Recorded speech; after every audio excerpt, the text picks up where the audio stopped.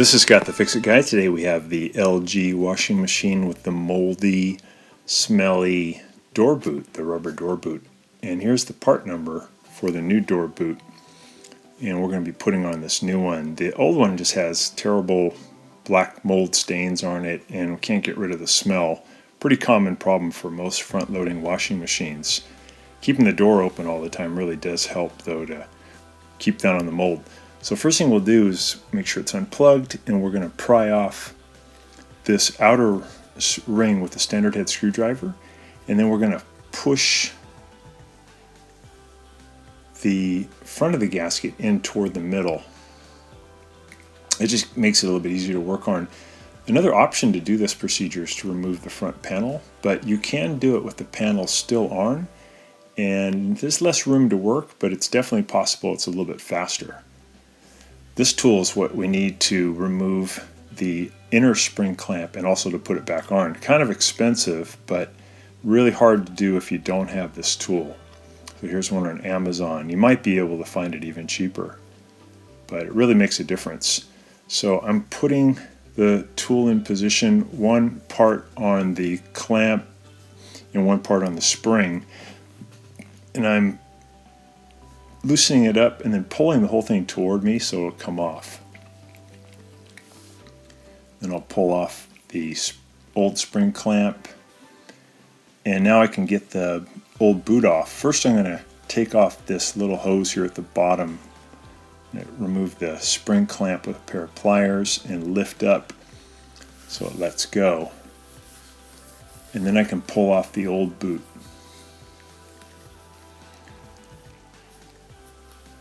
I'm not sure if there's a place to recycle those, or we usually end up just throwing them away, unfortunately.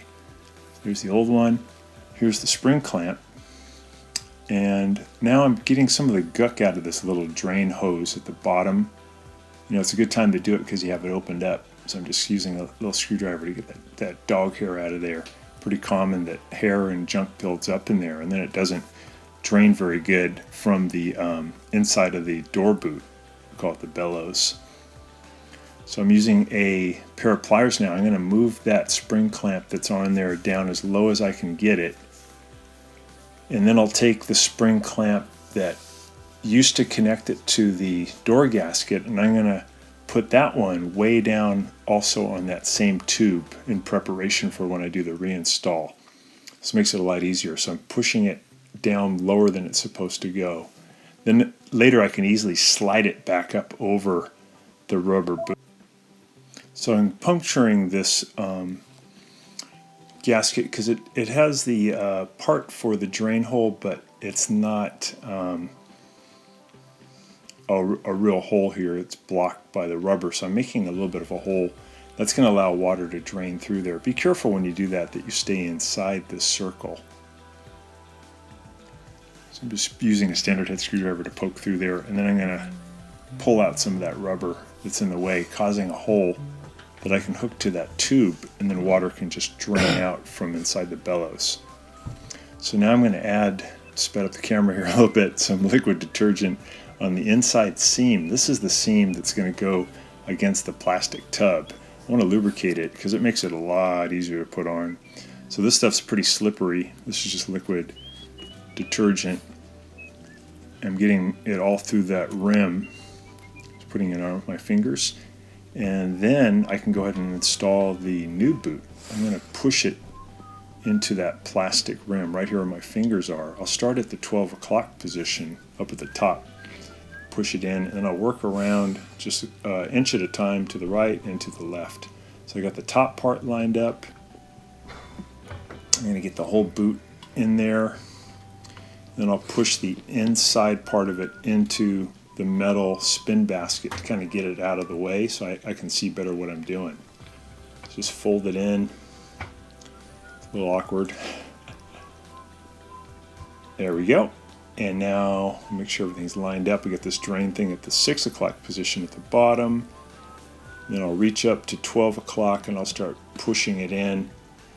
And I've already worked down here to 3 o'clock. I'm pushing it about an inch at a time. Sped up the camera here a bit so you can quickly see what's going on. Now I'm pushing it down toward the 9 o'clock position, just push it in, you'll basically feel it click into position all the way down to 7 o'clock, 6 o'clock, just working all the way around. So make sure that you feel that that is really seated in there all the way around before you put on the spring clamp.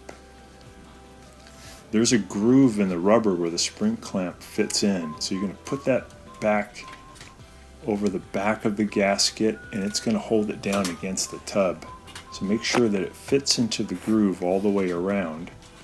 And then we're going to use the tool to put part of the tool into the end of the spring, and the other part of the tool will go into a little round piece on the wire, and then that'll help you to pull the spring to get it closer to the end.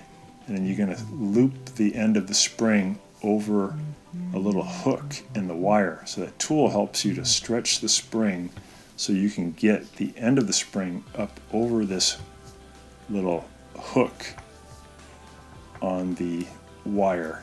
Just take your time. Kind of hard to see. I like to pull the tub a little bit toward me so that it's easier to see what's going on. That makes a difference. You can get someone else to help you too. They can hold the tub towards you because the tub does move pretty easily. And I'm going to look at it. I'm going to bring that spring up over the hook, and there we go. We got it. So that tool really does help a lot. And I'm just confirming that that is on there nice and tight, and then I can remove the tool. I'll slip it out from underneath that spring. There we go. Here's in kind of a slow motion so we can see how that spring hooks up over that hook on the metal. You know, without that tool, it's pretty tricky. I bet there's a way to do it. I don't know without that. Just kind of an expensive tool. There are tool libraries where you can maybe rent it. Alright, so that's on. So now we're going to take the lower hose there, we're going to put it onto the bottom of the door gasket. And then once it's on, we can grab our pliers and we can depress the spring clamp and get it to go up over the rubber door boot to hold it onto that tube. I did put a little lubricant on the inside of that door boot where this tube goes in to make it easier. Just use liquid detergent. There we go. So now we'll take the outer part of the boot, put it over the front panel. There's a rim there, and then you're going to work it up over just inch by inch, kind of like how you did it on the back. This one's actually a lot easier to do though on the front. Going to work it around. I sped up the camera here a little bit. And then after that, we'll just put on the spring clamp on the front and we are done.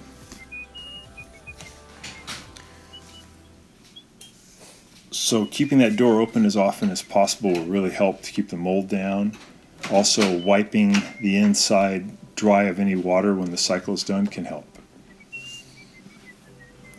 There's a product called Afresh that can also help to clean it.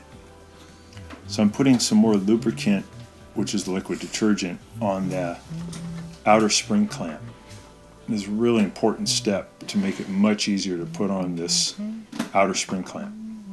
And you can use a second set of hands from a friend will help you, or you can use a standard head screwdriver to help you kind of pry it on, or you can just do it yourself with your two hands. It's not too hard. You come down to about the 4 o'clock and 7 o'clock position and you stretch it, push down, stretch, keep pushing a little bit harder on your thumbs, and you get the spring to fit over at 6 o'clock, and that's it. You're done.